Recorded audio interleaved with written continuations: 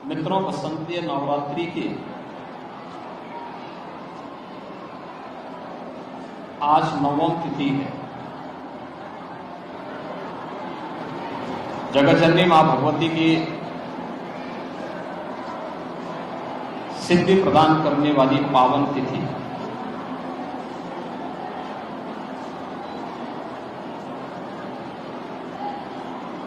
चैत्र शुक्ल प्रतिपदा से लेकर के नवमी तक जगतजननी मां भगवती के 9 अलग अलग स्वरूपों की पूजा सनातन धर्मावलंबी करता है। और आज कन्या पूजन के साथ वासंतीय नवरात्रि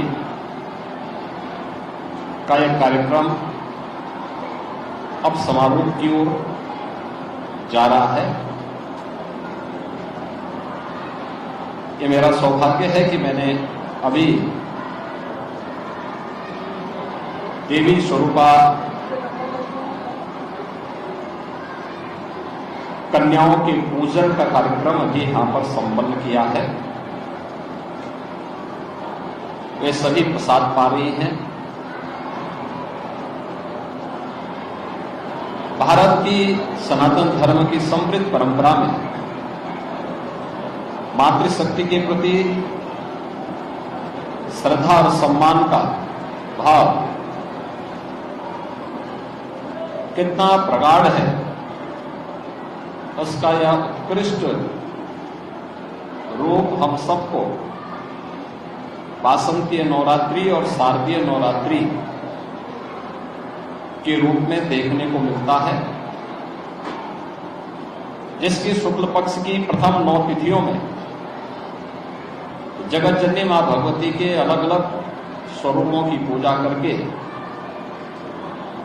प्रत्येक सनातन धर्मावलंबी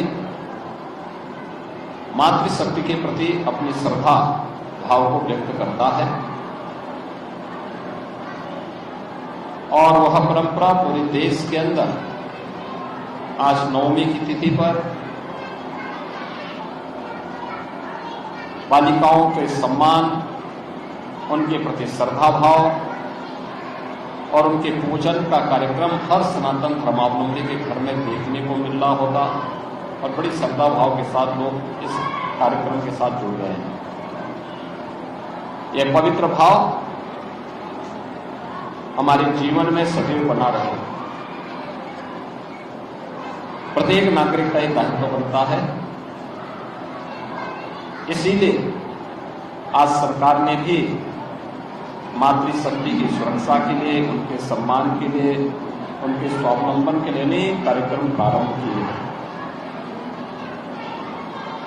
प्रधानमंत्री मोदी जी ने बेटी बचाओ बेटी पढ़ाओ से लेकर के मातृ वंदना के कार्यक्रम, नारी वंदन अधिनियम के माध्यम से उनकी सशक्त उपस्थिति विधायिका के मंचों पर भी हो, जीवन के प्रत्येक क्षेत्र में हो, इसके लिए देश की संसद ने भी एक अधिनियम पारित कर दिया है। दैनिक जीवन में भी व्यक्ति हो या परिवार, समाज हो या राष्ट्र, सभी लोगों का एक दायित्व बनता है कि वे बेटी और बेटे के बीच में भेदभाव न करें, महिला और पुरुष के बीच में कोई भेदभाव न हो, किसी भी प्रकार के अन्याय और अत्याचार और शोषण का शिकार बेटी, बहन या मातृशक्ति का कोई भी रूप हो वह न होने पाए। यह हर व्यक्ति को, समाज को और पूरे देशवासियों को इस बात को समझना चाहिए। तभी हम एक सशक्त और समर्थ भारत की परिकल्पना को साकार कर पाएंगे। आज की इस तिथि पर मैं जगतजननी मां भगवती के श्री चरणों में नमन करते हुए देवी स्वरूपा इन कन्याओं के पूजन के साथ मुझे जुड़ने का अवसर प्राप्त हुआ है। मैं वासंती नवरात्रि की हृदय से बधाई पूरे प्रदेशवासियों को देता हूं। आज की पावन तिथि मर्यादा पुरुषोत्तम भगवान श्री राम के जन्मदिन से भी जुड़ी है। अभी कुछ ही देर बाद मर्यादा पुरुषोत्तम प्रभु श्री राम के जन्मदिन का कार्यक्रम पूरे उल्लास और उमंग के साथ आयोजित होगा।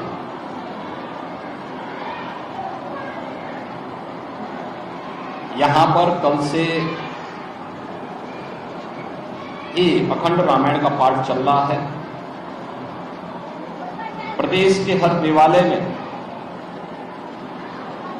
अखंड रामायण का पाठ कल से चल रहे हैं। अयोध्या धाम में भी उत्सव और उमंग का माहौल है। लाखों की संख्या में श्रद्धालुजन अयोध्या धाम प्रभु श्री राम लला के जन्मोत्सव में भाग लेने के लिए अयोध्या धाम पहुंचे हुए हैं।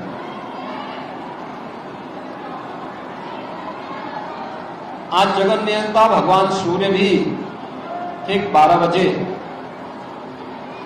रामलला का सूर्य तिलक करने वाले हैं। 500 वर्षों की गुलामी की बेड़ियों को तोड़ करके रामलला का फिर से अयोध्या धाम में प्रकटीकरण हर सनातन धर्मावलंबी के लिए, दुनिया की हर दबी कुचली शोषित मानवता के लिए एक नई प्रेरणा भी है और नया प्रकाश भी। रामनवमी की पावन तिथि पर प्रत्येक प्रदेशवासी को मैं हृदय से बधाई देता हूं। मर्यादा पुरुषोत्तम भगवान श्री राम हमें जीवन में एक मर्यादित आचरण करने, समाज को सम और विषम परिस्थितियों में धैर्य न खोकर चुनौतियों से जूझने के लिए उनका उच्च आदर्श हमें एक नई प्रेरणा प्रदान करता है। व्यक्तिगत जीवन हो या पारिवारिक जीवन, सार्वजनिक जीवन हो या राष्ट्रीय जीवन,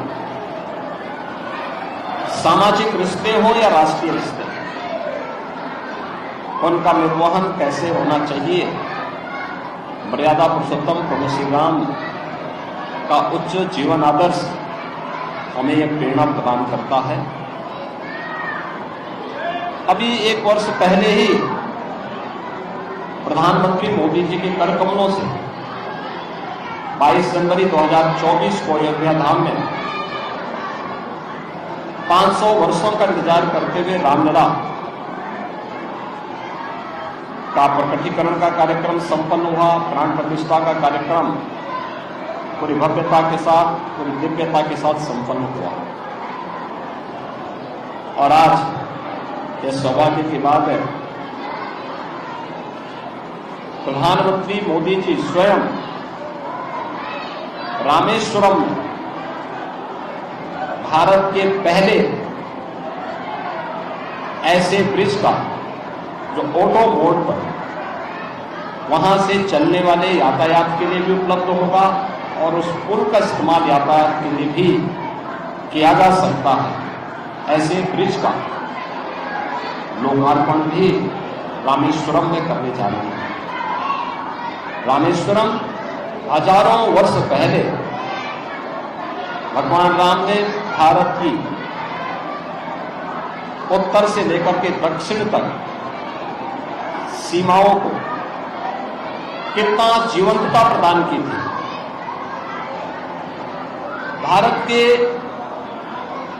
पवित्र धामों में से रामेश्वरम पावन ज्योतिर्लिंग में से रामेश्वरम हमें एक नई प्रेरणा आज भी प्रदान कर रहा है। इस अवसर पर मैं रामनवमी की हृदय से बधाई प्रदेशवासियों को देता हूं। आदरणीय प्रधानमंत्री जी के द्वारा विरासत और विकास की इस प्रक्रिया को आगे बढ़ाते हुए रामेश्वरम के अनुष्ठान के साथ जुड़ने और भारत के पहले ऐसे ऑटो ब्रिज को भारतवासियों को प्रदान करने के लिए हृदय से मैं प्रधानमंत्री जी के प्रति आभार व्यक्त करता हूं। प्रभु श्री राम का आदर्श हम सबको एक नई प्रेरणा प्रदान करता है। मैं इस अवसर पर रामनवमी की मंगल में शुभकामनाएं पूरे प्रदेशवासियों के प्रति देता हूं। धन्यवाद।